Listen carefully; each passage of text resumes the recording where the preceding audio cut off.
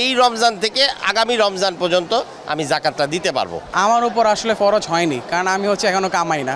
সম্পদের উপর যতটুকু আর কি আসে ওইভাবে আর কি করে দিতে হয়। আমাদের অত নায়িকা, তারপর আমি যতটুকু সম্ভব অতটুকুই দেই।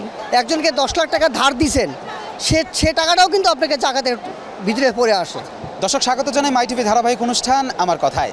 আমি সাথে আছি কবির চৌধুরী জয়। আজকে আমাদের আলোচনার বিষয় রমজান মাসে জাকাত এবং ফিতরা সম্পর্কে কতটুকু জানেন মুসলমানরা, শুনবো তাদের কাছ থেকেই। চলুন যাওয়া যাক। 1 লক্ষ টাকার 7.5 ভরি স্বর্ণের উপরে মাল থাকলে আপনি জাকাত দিতে হবে। জাকাতটা রমজানের আগে, রমজান ঈদের আগে দিতে হবে। দেওয়া লাগে, জাকাত যেভাবে আসে সেভাবেই ওটা ওইভাবে দিতে হয়। পরিমাণটা আমি সঠিকভাবে বলতে পারি না, সেটা আমার বাসার যারা ওনারা করে, তো সেজন্য পরিমাণটা মুরব্বীরা আর কি দেয়। জাকাতের নিয়মটা হলো শতকরা 2.5%। আমি আসলে সঠিক অ্যামাউন্টটা বলতে পারতেছি না, বাট একটা অ্যামাউন্ট থাকে। সেই অ্যামাউন্টের পর যেমন স্বর্ণ যদি কারো ঘরে থাকে বা সয় সম্পত্তি থাকে অথবা অনেক ধরনের টাকা পয়সা থাকে, তাদের উপর জাকাত দেওয়া ফরজ হয়েছে। আমার উপর আসলে ফরজ হয়নি, কারণ আমি এখনো কামাই না, আমি স্টুডেন্ট এখনো।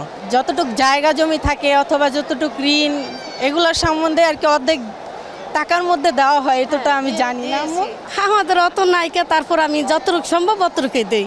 আমি যতটুকু জানি যে গরিবের হক বড়লোকের উপরে থাকে, এজন্য জাকাতটা দেওয়া হয়। রমজান মাসে গরিবদেরকে টাকাটা হিসাব করে দেওয়া হয়, এজন্য এই রমজান মাসে জাকাতটা আসে। 52 তোলা স্বর্ণ রূপ আর 7 ভরি স্বর্ণ। এই পরিমাণ যদি আপনার কাছে আপনার সম্পত্তি হয় অতিরিক্ত, তাহলে আপনার উপর জাকাত নির্ধারিত হয়। আত্মীয় স্বজনের মধ্যে গরিব দুঃখী যারা ঋণগ্রস্ত আছে, এবং যদি ইসলামী রাষ্ট্র হয় তাহলে রাষ্ট্রই সেটা কালেক্ট করে তার নির্ধারিত যে প্রাপক তার কাছে সমঝিয়ে দেয়। এটা ইসলামের নির্দেশ, তাই দেওয়া হয়। 100 টাকা যদি হয় তাহলে 2.5 টাকা, এইভাবে রেশিও অনুযায়ী বাড়বে। 1 লক্ষ টাকা থাকলে 2,500 টাকা, 1 কোটি টাকা থাকলে 2.5 লক্ষ টাকা। অর্থের পরিমাণ কীরকম সেটার উপর আপনার ফিতরা নির্ভর করবে। তবে সর্বনিম্ন হইল 110 সম্ভবত সরকারিভাবে নির্ধারণ করা হয়েছে। সেটা এক ধরনের লোকের জন্য, এটা সবার জন্য না। কিন্তু কারো আর্থিক অবস্থা খুব ভালো, সে বেশি দামের উপরে যেই ফিতরাটা দেওয়া হয়েছে, যেমন আপনাকে বলা হয়েছে আটা, ময়দা অথবা খেজুর।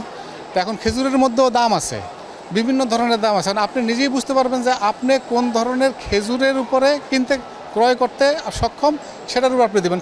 জাকাতটা আপনি কাপড় চোপড় থেকে শুরু করে, গাড়ি বাড়ি থেকে শুরু করে, আপনার ফ্ল্যাট থেকে শুরু করে, আপনি একজনকে 10 লাখ টাকা ধার দিয়েছেন, সে টাকাটাও কিন্তু আপনাকে জাকাতের ভিতরে পড়ে আসে। জাকাতটা এবং ফিতরা দুইটা আলাদা জিনিস। সেটা হলো, জাকাতটা হলো আপনার সম্পদের উপর, ফিতরাটা হলো গম এবং আটার উপর। 100 কেজি না 2 কেজি বা এরকম কিছু, 2.5 কেজি নির্দিষ্ট আমি যদিও না বলতে পারি এটার উপর। ফিতরা তো যেটা আমরা আমাদের উপরে নির্দিষ্ট করে দেওয়া আছে, আর জাকাত তো অবশ্যই দিতে হবে, যেহেতু সম্পদের উপর, ওয়েলথের উপর একটা নির্দিষ্ট অংশ আছে, সেটা তো আমাদেরকে দিতেই হবে। এটা আমাদের ধর্মেই আমাদেরকে এটা ডিস্ট্রিবিউট করে দিয়ে গেছে। আর ফিতরাটা তো প্রত্যেকটা, যেটা আমরা আমাদের শস্য, ধান, গম, আটা, ময়দা দিয়ে আমাদেরকে বিতরণ করতে হয় একটা নির্দিষ্ট অ্যামাউন্ট।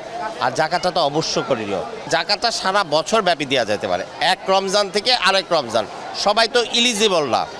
যেমন আমার উপরে 2 লাখ টাকা জাকাত হলো, এই মুহূর্তে আমার সংসার খরচ বাদ দিয়ে আমি 2 লাখ টাকা, সুতরাং এই রমজান থেকে আগামী রমজান পর্যন্ত আমি জাকাতটা দিতে পারবো। সম্পদের উপর যতটুকু আর কি আসে ওইভাবে আর কি করে দিতে হয়। ফিতরাটা আপনার কোনো মসজিদ বা মাদ্রাসা দেওয়া যাবে না, মাদ্রাসা দেওয়া যাবে, এতিমখানা দেওয়া যাবে, এতিম যারা আছে তাদেরকে দেওয়া যাবে ফিতরাটা। দর্শক, দেখানোর চেষ্টা করছিলাম জাকাত এবং ফিতরা সম্পর্কে কতটুকু জানে মুসলিমরা, সেই বিষয়েই তুলে ধরছিলাম আজকের আয়োজনে। এই ছিল আজকের আয়োজন। পরবর্তী অনুষ্ঠানে আমাদের সাথে যুক্ত থাকবেন। ততক্ষণ পর্যন্ত ভালো থাকবেন, সুস্থ থাকবেন। দেখা হবে পরবর্তী পর্বে।